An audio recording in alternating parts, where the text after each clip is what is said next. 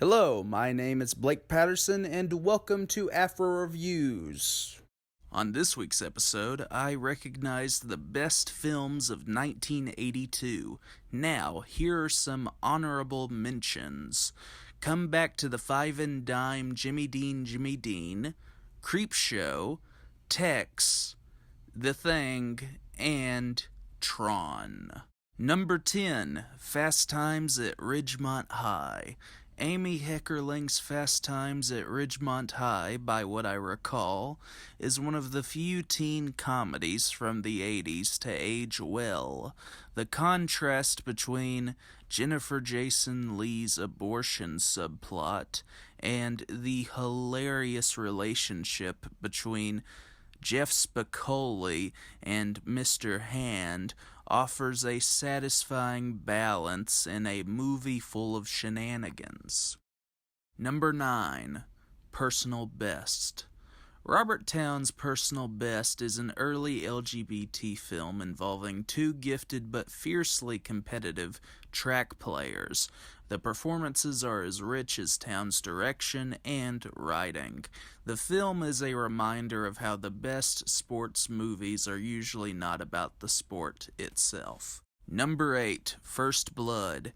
As a genre film, Ted Kotcheff's First Blood is intense, and there is rarely a moment where the audience is calm.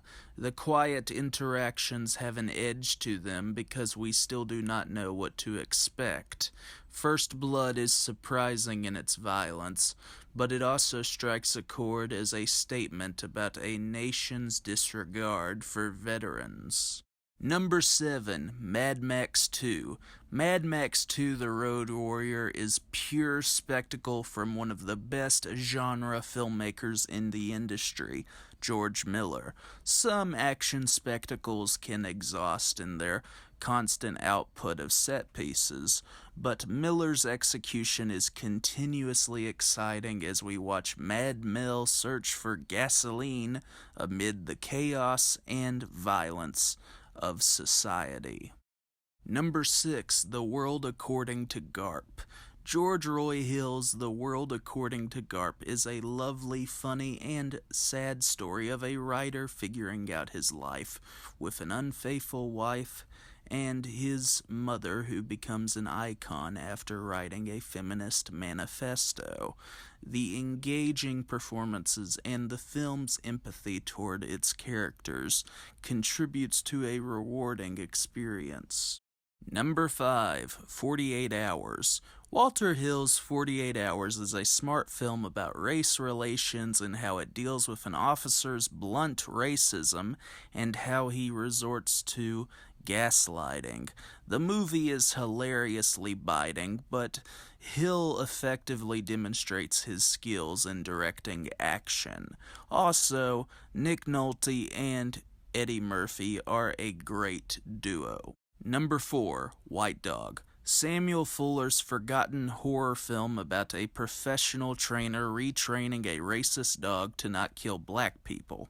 The movie incorporates the notion of a white person's racial blindness in contrast to Paul Winfield's perspective on the dog's behavior. Even though Paramount pushed it aside due to controversy, this tragic and terrifying film has received praise due to art house screenings and Criterion's restoration.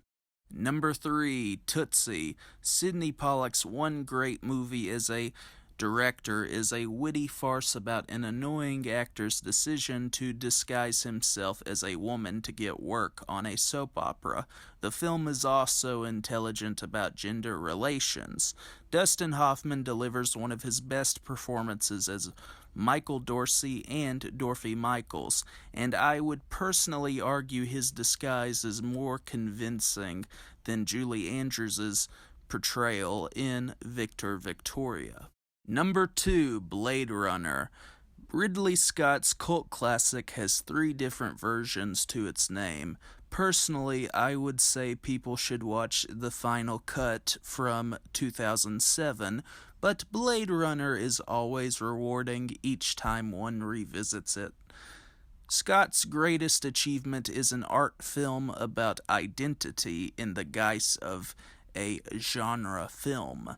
The dystopian aesthetic, music, performances, and enigmas establish Blade Runner as one of the great science fiction films.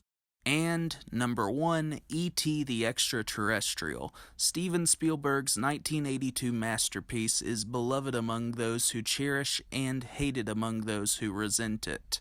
But this wonderful tale of friendship is a universal story for anyone in Elliot's situation. By drawing from his childhood, Spielberg utilizes Melissa Matheson's screenplay to direct one of his most personal works.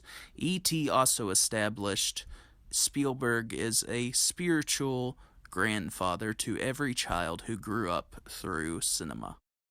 Thank you for watching this video. Have a great night.